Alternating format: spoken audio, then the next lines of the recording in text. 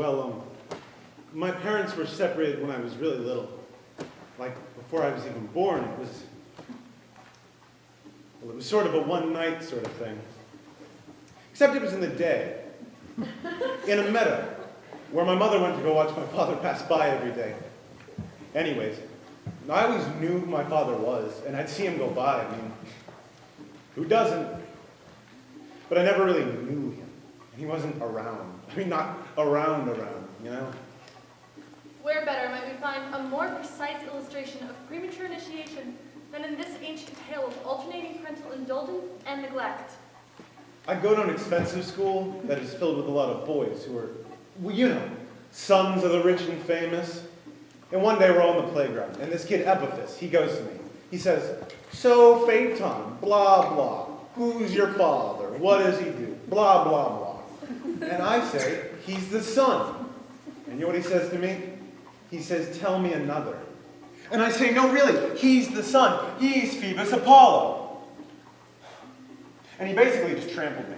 I mean, beat the shit out of me, like I was lying. Neither his own opinion of himself, nor the regard for him, or lack of it, in his peers, obviates the father's primitive role as initiating priest for the younger being. Now it cannot be contested that the absence of this figure is for the son an almost irredeemable loss. So I go home, and I say, "Mom, this happened." You know, at school. And she gets all upset, crying and everything, because she still loves him, and it's an insult to her, too. And I say, "Well, if it's true, how come there's no proof? It's no fair to us, you know, that there's no proof." And she gets even more upset.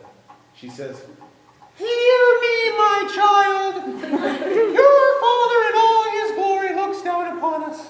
I swear by his splendor you are his truly begotten son. That fiery orb you see crossing the sky each day, whose heat enlivens and enables the earth, and orders our very days and nights, is indeed your sire. Hear me, my darling. Blah, blah, blah."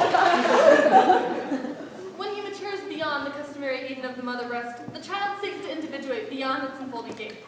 He turns to the new symbols of the paternal realm, thus beginning his spiritual passage from one sphere to the next. So she tells me to go over the valley where my dad goes to work every morning, just ask him to set things straight, to, well, you know, do right by me. So I set out, and it's hot, and it's dusty, and it's a long way across Ethiopia. And I hitch part of the time, and I walk part of the time, and finally, I get there. And the hill is steep. But this passage is never easy.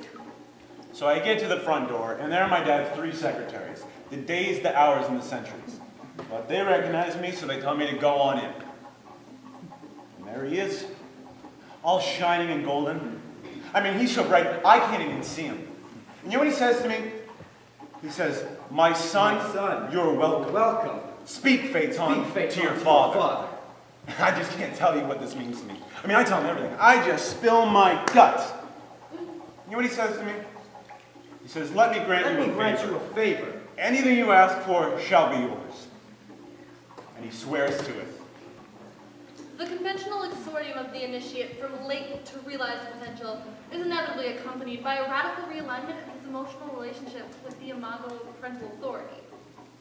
I mean, there's only one thing I want. It's obvious, right? I say, give me the keys to your car. Immediately, he starts backpedaling, saying it's his job. My job. And only he can do it. And then up in the sky, there's a bull, a lion, and a scorpion. There's a scorpion. To get me. And I say, it's my turn. You promised. Give me the keys to your car. I want to light the world today.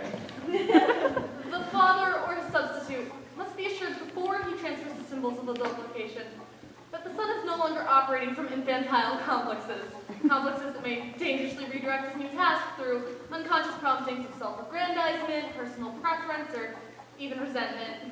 Where have you been all my life, Dad? It's my turn. Hand it over. So he hands me the reins. But he won't stop giving advice, you know, like don't fly too high. Fly too high. Or too low. Stay on the tracks. Go slantwise. But I didn't listen. Myths are the earliest form of science. It was over before it even began. It was chaos, okay? It's like no one was even driving. My knees were weak. My eyes were blinded by all the light. And I set the earth on fire. And then I fell. And it just destroyed me. I mean, completely and utterly destroyed me. O-V-E-R, over.